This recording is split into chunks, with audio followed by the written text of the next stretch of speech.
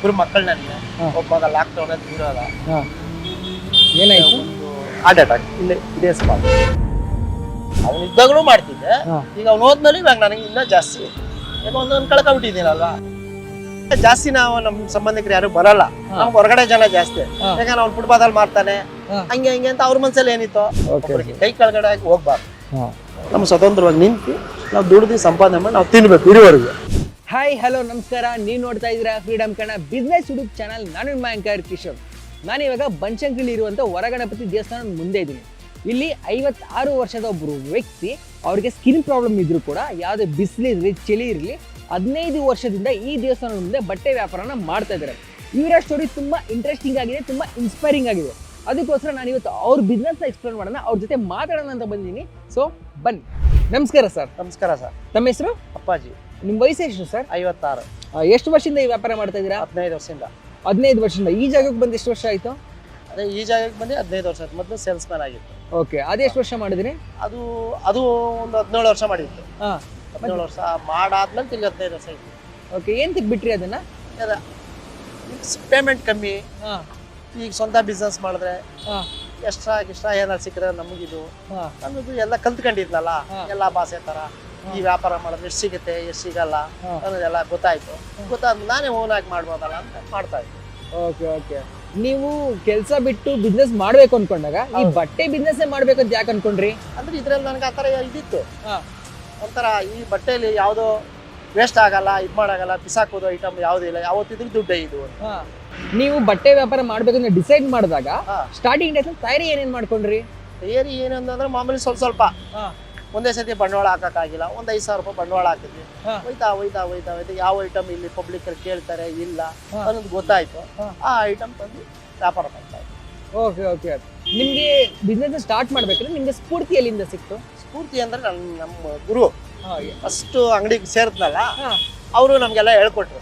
ಈ ತರ ಪಬ್ಲಿಕ್ ಹತ್ರ ಮಾತಾಡ್ಬೇಕು, ಕಸ್ಟಮರ್ ಹತ್ರ ಮಾತಾಡ್ಬೇಕು, ಈ ತರ ಕೇಳ್ಬೇಕು, ಇದು ಎಷ್ಟು ಅಂತ ಕೇಳ್ತಾರೆ, ಬೆಲೆ ಹೇಳ್ಬೇಕು, ಅದನ್ನ ಹೇಳ್ಕೊಟ್ರು ಅವ್ರು ಒಂದ್ ದಿವಸ. ಆಮೇಲೆ ಆಟೋಮೆಟಿಕ್ ಆಗಿ ಹೋಯ್ತಾ ಅಂತ ಸೊರೈ. ಓಕೆ, ನೀವು ಇಲ್ಲಿ ಅಂಗಡಿ ಇಟ್ಕೊಳ್ಳಕ್ಕೆ ಪೊಲೀಸ್ ಇಂದ ಇಲ್ಲಾಂದ್ರೆ ಗೌರ್ಮೆಂಟ್ ಇಂದ ಪರ್ಮಿಷನ್ ತಗೋಬೇಕಾ? ಇಲ್ಲ. ಆಮೇಲೆ ಅಶೋಕ್ ಅನ್ನೋರು ಒಬ್ರು ಇದಾರೆ, ಫುಟ್ಪಾತ್ ಅಲ್ಲಿ ವ್ಯಾಪಾರ ಮಾಡೋರಿಗೆ ಯಾರು ತೊಂದರೆ ಕೊಡ್ಬೇಡಿ ಅಂದ್ಬಿಟ್ಟು ಒಂದು ಕಾರ್ಡ್ ಕೊಟ್ಟಿದ್ವಿ. ಆ ಕಾರ್ಡ್ ಇಟ್ಕೊಂಡಿದ್ವಿ. ಯಾರು ಇಲ್ಲಿವರೆಗೂ ಯಾರು ಕೇಳಲಿಲ್ಲ ಅಷ್ಟೇ. Okay okay okay. ನಿಮಗೆ ಬಂಡವಾಳ ಎಷ್ಟು ಹಾಕ್ತೀರಾ? ಸ್ಟಾರ್ಟಿಂಗ್ ನಾನು ಹೇಳಿದ್ನಲ್ಲ, ಬರೀ 5,000 ರೂಪಾಯಿ ಮಾತ್ರ ನಾನು ಬಂಡವಾಳ. ಓಕೆ, ನೀವು ಸ್ಟಾರ್ಟಿಂಗ್ ಡೇಸ್ ಅಲ್ಲಿ 5,000 ಹಾಕಿದ್ದು. ಓಕೆ, ಇವಾಗ ಎಷ್ಟು ಖರ್ಚು ಆಗುತ್ತೆ ಬಂಡವಾಳ? ಇವಾಗೆಲ್ಲ ಸ್ವಲ್ಪ ಜಾಸ್ತಿನೇ ಸರ್. ಇವಾಗೆಲ್ಲ ಬಜಾರ್ಗೆ ಹೋದಾಗ 10,000 20,000 ತಗೊಂಡು ಹೋಗ್ಬೇಕು, ಇಷ್ಟು ಬರುತ್ತೆ. ಅವಾಗ ಜಾಸ್ತಿ ಬರ್ತಿದ್ವಿ. ಅವಾಗೆಲ್ಲ ರೇಟ್ ಕಮ್ಮಿ ಇತ್ತು. ಓಕೆ, ಇವಾಗೆಲ್ಲ ರೇಟ್ ಜಾಸ್ತಿ. Okay okay. ಅದ್ರ ಮೇಲೆ. ಓಕೆ, ಎಲ್ಲಿಂದ ತರ್ತೀರಿ ಬಟ್ಟೆಗಳೆಲ್ಲ? ಇದು ನಾವೇ ಬಟ್ಟೆ ತಂದು ಕಟ್ ಮಾಡಿ ಹೊಲಿಸ್ತೀವಿ. ಓಕೆ. ನೀವು ನೋಡಿ ಐಟಮ್ ಎಲ್ಲ ತ್ರಿಪುರ, ತಮಿಳ್ನಾಡು. ಇಲ್ಲೇ. Okay okay okay. ಎಷ್ಟು ದಿನಕ್ಕೆ ಒಂದ್ಸತಿ ಹೋಗ್ತೀರಾ ಬಟ್ಟೆ ತರಕ್ಕೆ? 15 ದಿವಸಕ್ಕೆ, 1 ತಿಂಗಳು.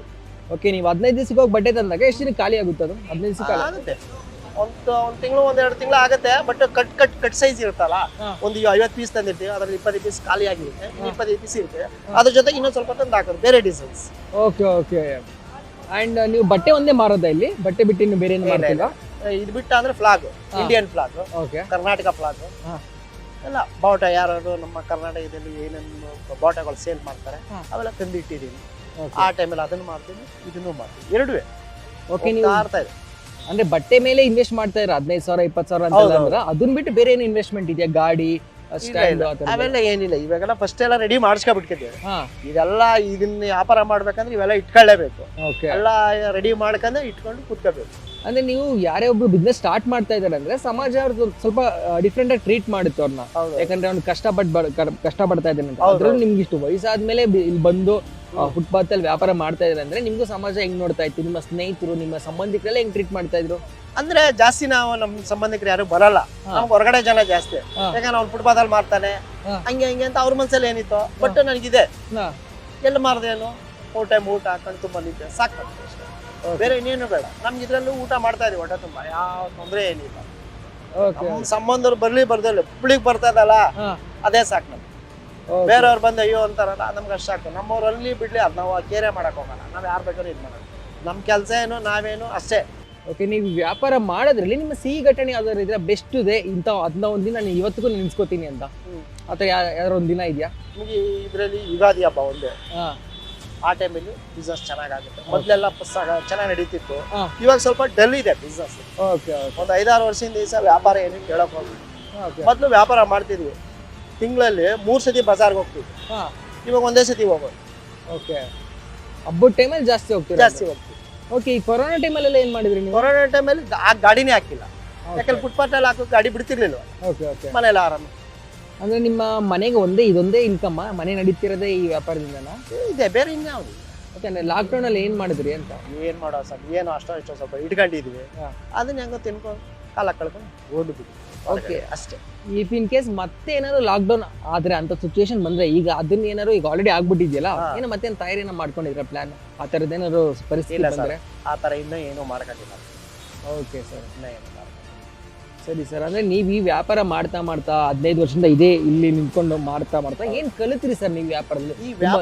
ಈ ವ್ಯಾಪಾರದಲ್ಲಿ ಏನ್ ಕಲ್ತಿ ಅಂತ ಅಂದ್ರೆ, ಹಾ. ನಮ್ಗೊಂದೊಂದು ವೃತ್ತಿ, ಹಾ ಇನ್ನೊಬ್ರ ಹತ್ರ ಹೋಗಿ ಕೈ ಹೊಡ್ಬಾರ್ದು. ಹಾ ಇದು ನಮ್ಮ ಸ್ವಂತ ಇದರಿಂದ ನಾವು ಮಾಡ್ಕೊಳ್ಳೋದು. ಹಾ. ಈಗ ಅವ್ರ ಹತ್ರ ಹೋಗಿ ಕೈ ಒಡ್ಡಿ ತಿಂಗಳೆಲ್ಲ ಕೆಲಸ ಮಾಡಿ ಅವ್ರ ಹತ್ರ ದುಡ್ಡು ಮಾಡೋದ್ಕಿಂತ ಇದನ್ನ ನಾವು ಮಾಡೋದು.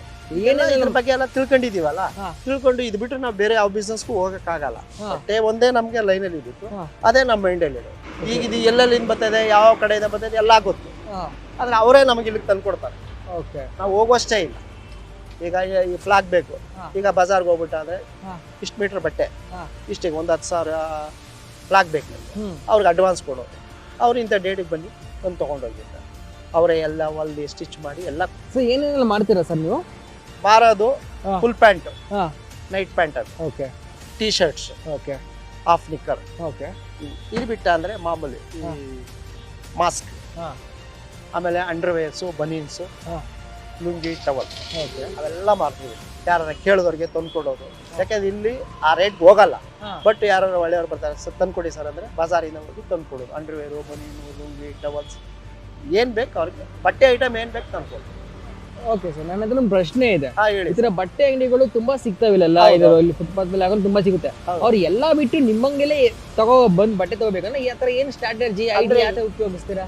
ಹೆಂಗೆ ಅಂತ ಅಂದರೆ, ಬೇರೆ ಕಡೆಯಿಂದ ನಮ್ಮ ಹತ್ರ ಕಮ್ಮಿ ಇದೆ. ಹಾ ಯಾಕೆಂದ್ರೆ ಇದೆಲ್ಲ ಕೂಲಿ ಕೆಲಸ ಮಾಡೋರು ಜಾಸ್ತಿ ತಗೊಳ್ಳೋದು, ಹಾ ಯೂಸ್ ಅಂತರು. ಹಾ ಈಗ ಒಂದು ವಾರ ಒಂದು ಬಿಲ್ಡಿಂಗ್ ಅಲ್ಲಿ ಕೆಲಸ ಮಾಡ್ತಾರೆ, ಹಾ ಅಲ್ಲಿ ಹಾಕೊಳ್ತಾರೆ, ಆಮೇಲೆ ಬಿಸಾಕ್ಬಿಟ್ಟು ಹೋಗ್ತಾ ಇರ್ತಾರೆ. ಹಾ. ಈಗ ಅಂಗಡಿಗೆ ಹೋದ ಅಂದ್ರೆ ರೇಟ್ ಜಾಸ್ತಿ, GST ಅದು ಇದು ಎಲ್ಲ ಹಾಕ್ತಾರೆ. ನಮ್ಗೇನು ಇಲ್ಲ, ಏನೋ 1-2 ಪೀಸು, ಈಗ ಒಬ್ಬ ಬರ್ತಾನೆ, ನಿಮ್ಗೆ ನೋಡಿ ಅವ್ರು ನೋಡಿ, ಈಗ ಒಂದು 2 ಅದೇ ತರ ಹೋಗ್ತಾ ಇರ್ತಾರೆ. ಓಕೆ. ಇದಕ್ಕೆ ನಾವೇನು ಬಿಲ್ಲು ಪಲ್ಲು ಏನೂ ಇಲ್ಲ. ಯಾಕೆ ನಾವೇ ಬಟ್ಟೆ ತಂದು ಕಟ್ ಮಾಡಿ ಹೊಲ್ದಿ ತಂದು ಮಾರೋದು ಅಷ್ಟೇ, ಬೇರೆ ಏನೇನಿಲ್ಲ. ಓಕೆ ಸರ್, ಯಾವ್ಯಾವ ತರ ಜನ ಬರ್ತಾರೆ ಸರ್ ನಿಮ್ಮ ಇದಕ್ಕೆ? ನಮ್ಮಲ್ಲಿ ಎಲ್ಲಾ ತರ ಬರ್ತಾರೆ ಸರ್, ಒಬ್ಬರಿ ಅಂತ ಅಲ್ಲ. ಹಾ. ಕನ್ನಡ, ತಮಿಳು, ತೆಲುಗು, ಮಲಯಾಳಿ, ಓಕೆ. ಹಿಂದಿ, ಪ್ರತಿಯೊಂದು ಭಾಷೆನೂ ಬರ್ತಾರೆ. ಬೆಲೆ ಎಲ್ಲ ಅಫೋರ್ಡಬಲ್ ಆಗಿದೆ ಅಂದ್ರೆ? ರೇಟ್ ರೀಸನಬಲ್ ಆಗಿದೆ. ಇನ್ನೂ ಒಂದ್ ಕಡೆ ಕೇಳ್ತಾರೆ, ಹಾ. ಅಲ್ಲೆಲ್ಲೂ ಸಿಕ್ಕಿಲ್ಲ ಅಂತ ಬಂದು ಇಲ್ಲಿ ತಗೊಂಡು ಓಕೆ ಇಷ್ಟೇ. ಬಿಸ್ನೆಸ್ ಅಲ್ಲಿ ಜನ ಸಂಪಾದನೆ ಮಾಡೋದು ಹೆಂಗೆ, ಕಸ್ಟಮರ್ನ ಸಂಪಾದನೆ ಮಾಡೋದು ಹೆಂಗೆ? ಮಾತಾಡೋ ರೀತಿ. ಓಕೆ. ಈಗ ನಮ್ಗೆ ಬಂದು ಕೇಳ್ತಾರೆ ಈ ಬೆಲೆ ಎಷ್ಟು ಅಂತ, ಹಾ. ಸರ್ 150 ರೂಪಾಯಿ ಅಂತ. ಅವ್ರ ಹತ್ರ ಯಾವ ರೀತಿ ನಾವು ಮಾತಾಡಬೇಕು, ಈ ಕಸ್ಟಮರ್ನ ನಾವು ಹೆಂಗೆ ಹೊಲಿಸ್ಕೋಬೇಕು, ಹಾ. ಹೆಂಗೆ ಬಿಡಬೇಕು ಅನ್ನೋದು ನಮ್ಮಲ್ಲಿ ಇದೆ. Okay sir. ಅವ್ರು ತಗೊಂಡು ಹೋಗ್ಲೇಬೇಕು, ಅವ್ರಿಗೆ ಒಂದು 4 ಮಾತಾಡಿ ಹಾ. ಈ ಬಟ್ಟೆ ಕೊಟ್ಟು ಕಳಿಸ್ಬೇಕು ಅನ್ನೋದು ನಮ್ಮ ಮನಸ್ಸಲ್ಲಿ ಇದೆ. ಸುಮ್ಮನೆ ಬಂದು ಸುಮ್ಮನೆ ಹೋಗು ಅನ್ನೋದು ಇದಿಲ್ಲ. ಏನಾರ ಅವ್ರಿಗೆ ಹೇಳ್ಬೇಕು, ನೋಡಿ ಸರ್ ಈ ಬಟ್ಟೆ ಚೆನ್ನಾಗಿದೆ, ಐಟಮ್ ಚೆನ್ನಾಗಿದೆ, ನೋಡಿ ಯೂಸ್ ಮಾಡಿ ಒನ್ ಟೈಮು, ಇನ್ನೊಂದು ಟೈಮ್ ಬಂದಾಗ ನಮಗೆ ಹೇಳಿ, ಅದ್ರಲ್ಲಿ ಏನಾರ ಪ್ರಾಬ್ಲಮ್ ಇದ್ರೆ ನಾವು ಮಾಡ್ಕೊಡ್ತೀವಿ ಬೇರೆ ಥರ ಅಂತ ಹೇಳಿ ಮಾತಾಡಿ ಕೊಡ್ತೀವಿ. Okay sir, okay. ನಿಮ್ಮ ಇನ್ವೆಸ್ಟ್ಮೆಂಟ್ ಹೇಳಿದ್ರಿ, ನೀವು ಈ ಬಿಸ್ನೆಸ್ ಅಲ್ಲಿ ಎಷ್ಟು ಕಷ್ಟಪಡ್ತಾ ಇದ್ದೀರಾ ಹೌದು. ಅಂತೆಲ್ಲ ಹೇಳಿದ್ರಿ. ಹೌದು ಸರ್. ಓಕೆ, ಈಗ ನಿಮ್ಮ ಒಂದಿನಕ್ಕೆ ಆದಾಯ ಎಷ್ಟು ಮಾಡ್ತೀರಾ ಸರ್? ಸರ್ ಇವಾಗ ಒಂದು 2-3 ವರ್ಷದಿಂದ ಸ್ವಲ್ಪ ಬಿಸ್ನೆಸ್ ಇದೆ ಸರ್. ಹಾ. ಆಮೇಲೆ 500-600 ಆದಂಗೆ Okay, ಒಂದು ದಿನಕ್ಕ? ಒಂದು ದಿವಸಕ್ಕೆ. ಒಂದೊಂದು ದಿವಸ ಏನೂ ಇಲ್ಲದ ಬೋಣಿ ಇಲ್ದಂಗೆ ಮನೆಗೆ ಹೋಗ್ತೀವಿ. Okay okay. ವ್ಯಾಪಾರ ಹಿಂಗೆ ಇರುತ್ತೆ ಅಂತ ಹೇಳೋಕ್ಕಾಗಲ್ಲ. ಹಾ.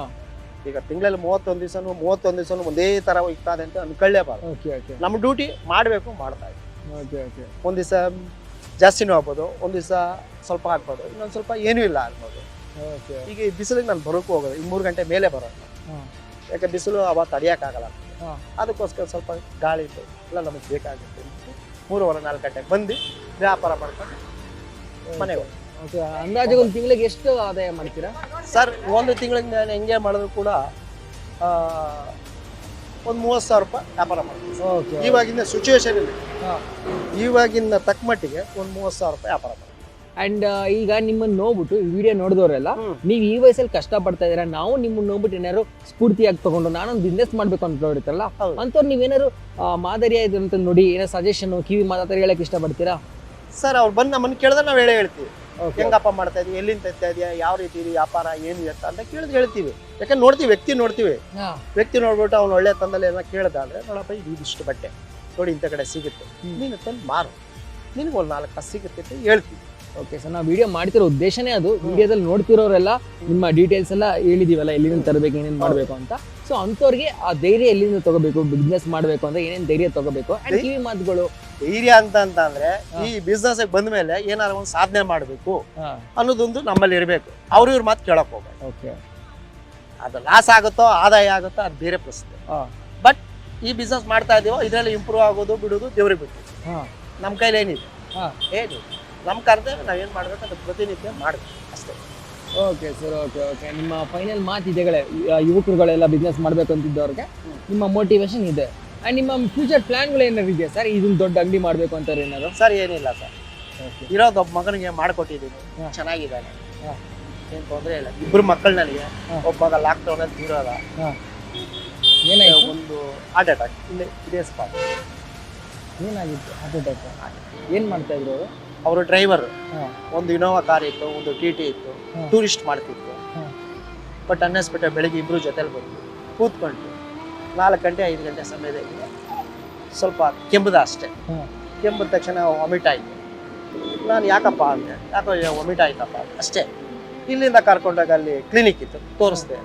ಅವರು ಎಲ್ಲ ನೋಡ್ಬಿಟ್ಟು, ಸರ್ ದೊಡ್ಡ ಹಾಸ್ಪಿಟ್ಲಿಗೆ ಕರ್ಕೊಂಡೋಗಿ, ಇಲ್ಲೆಲ್ಲ ಹತ್ರದಲ್ಲಿದೆ ಅಲ್ಲೇ ಕರ್ಕೊಂಡೋಗಿ ಅಂತ ಹೇಳಿದ್ರು. ಕರ್ಕೊಂಡು ಹೋದ್ವಿ. ಅಲ್ಲಿ ಅವ್ರು ಹೇಳಿದ್ರು ಜಯದೇವ ಹಾಸ್ಪಿಟ್ಲಿಗೆ ಕರ್ಕೊಂಡು ಹೋದ್ವಿ. ಅಲ್ಲಿ ಕರ್ಕೊಂಡು ಹೋದ್ಮೇಲೆ ಇದು ಸೈಕಾಲಜಿ ಎಫೆಕ್ಟು, ಮನೋರೋಗ, ಹುಡುಗ ಯೋಚನೆ ಮಾಡಿ ಈ ಥರ ಆಗಿದೆ ಅಂತ ಹೇಳಿದ್ರು. ಆಮೇಲೆ ನೋಡಿದ್ರೆ ಇದು 100% ಯಾರು ಬದುಕೋರಿಲ್ಲ, ಇದು ಆಲ್ರೆಡಿ ಕೆಂಬದಾಗ್ಲೇ ಆಗ್ಬಿಟ್ಟೈತೆ. ಮನೋರೋಗ ಅಂದ್ರೆ ಅವ್ರಿಗೆ ಅಷ್ಟು ಯೋಚನೆಗಳು. ಲಾಕ್ಡೌನ್ ಅಲ್ಲಿ 2 ಗಾಡಿದು ಲೋನ್ ಕಟ್ಟಬೇಕಾಯ್ತು, ಇನೋದು ಕಟ್ಟಬೇಕು, TTದು ಕಟ್ಟಬೇಕು, ಮನೆ ಸಂಸಾರ ನೋಡ್ತಿದ್ದ ಅವನೇ. ನಾನು ನಿಮ್ಗೆ ಆ ಜವಾಬ್ದಾರಿ ತಗೊಂಡಿರ್ಲಿಲ್ಲ. ನನ್ನ ಮಕ್ಕಳು ಮಾಡ್ಕೊಂಡು ನೀನು ಆರಾಮಾಗಿರಪ್ಪ, ಊಟ ಮಾಡ್ಕೊಂಡು ನಿನ್ನ ಕೈಗೆ ಎಷ್ಟಾಗುತ್ತೆ ಅಷ್ಟು ಮಾಡ್ಕೊಂಡು ಮನೇಲಿ ಇರುವಂಥದ್ದು. ಯಾಕಂದ್ರೆ ಅವ್ರಿಗೆ ಪ್ರಪಂಚ ಜ್ಞಾನ ಗೊತ್ತಿತ್ತು. ಅದರ ದೇಶದಿಂದ ಅವರೇ ಎಲ್ಲ ಮನೆ ವ್ಯವಹಾರ ಮಾಡೋದು ಎಲ್ಲ ತಂದು ಕೊಡೋದು, ಅವರ ಮನೆ ಕೊಡ್ತಿದ್ರು. ಬಟ್ ಆ ಟೈಮಲ್ಲಿ ನಂಗೆ ಆಯ್ತು. ಓಕೆ ಸರ್, ಆ ಟೈಮ್ ಆದಾಗಿಂದ ನೀವೇ ಇಲ್ಲಿ ಬಂದು ಅವ್ನು ಇದ್ದಾಗಲೂ ಮಾಡ್ತಿದ್ದೆ. ಈಗ ಅವ್ನು ಹೋದ್ಮೇಲೆ ಇವಾಗ ನನಗೆ ಇನ್ನೂ ಜಾಸ್ತಿ ಇದೆ. ಈಗ ಒಂದೊಂದು ಕಳ್ಕೊಂಡ್ಬಿಟ್ಟಿದ್ದೀನಲ್ವಾ, ಈಗ ಕಳ್ಕೊಂಡ್ಮೇಲೆ ಇನ್ನು ಮನೆ ಖರ್ಚ ನಡೀತಲೇ ಇರ್ತಲ್ಲ, ದಿನನಿತ್ಯ ಬೇಕೇ ಬೇಕಲ್ವಾ. ಈಗ ನಮ್ಗೆ ಯಾರು ಕೊಡ್ತಾರೆ? ಈಗ ನನ್ನ ಮಗಂದು ಇನ್ನೊಬ್ಬ ಮಗ ಇದ್ದಾನೆ, ಅವ್ನ ಬಿಸ್ನೆಸ್ ಏನಿದೆ ಅವ್ನು ಮಾಡ್ಕೊತಾನೆ, ತಿಂಗಳಿಗೆ ಇಷ್ಟ ಅಷ್ಟು ಕೈ ಕೊಡ್ತಾನೆ. ಇನ್ನು ನಮ್ಮದು ಎಲ್ಲದಕ್ಕೂ ಅವ್ರಿಗೆ ನಾವು ಕೈ ಹೊಡ್ಬೇಕು ತಪ್ಪು. ನಾವು ಇರುವವರೆಗೂ ನಾವು ದುಡ್ಕೊತೀವಿ ಅಷ್ಟೇ. ನನ್ನ ಭಾವ ಒಬ್ಬರಿಗೆ ಕೈ ಕೆಳಗಡೆ ಆಗಿ ಹೋಗ್ಬಾರ್ದು. ನಮ್ಮ ಸ್ವತಂತ್ರವಾಗಿ ನಿಂತು ನಾವು ದುಡ್ದು ಸಂಪಾದನೆ ಮಾಡಿ ನಾವು ತಿನ್ಬೇಕು ಇರುವವರೆಗೂ, ಆಮೇಲೆ ನೋಡ್ತಾರೆ. ಸರಿ ಸರ್. ನನ್ನ ಕಡೆಯಿಂದ, ನಮ್ಮ ಇಡೀ ಫ್ರೀಡಮ್ ಆ್ಯಪ್ ಕಡೆಯಿಂದ ನಿಮ್ಮ ಬಿಸ್ನೆಸ್ಸು ಇನ್ನೂ ಇಂಪ್ರೂವ್ ಆಗಲಿ, ನಿಮ್ಮ ವ್ಯಾಪಾರ ಚೆನ್ನಾಗಾಗಲಿ, ನಿಮ್ಗೆ ಏನೇನು ಕನ್ಸಿದೆ ಎಲ್ಲ ನನ್ಸಾಗಲಿ, ನಿಮ್ಮ ನೋವೆಲ್ಲ ಹೋಗ್ಲಿ ಅಂತ ಕೇಳ್ಕೊತೀವಿ.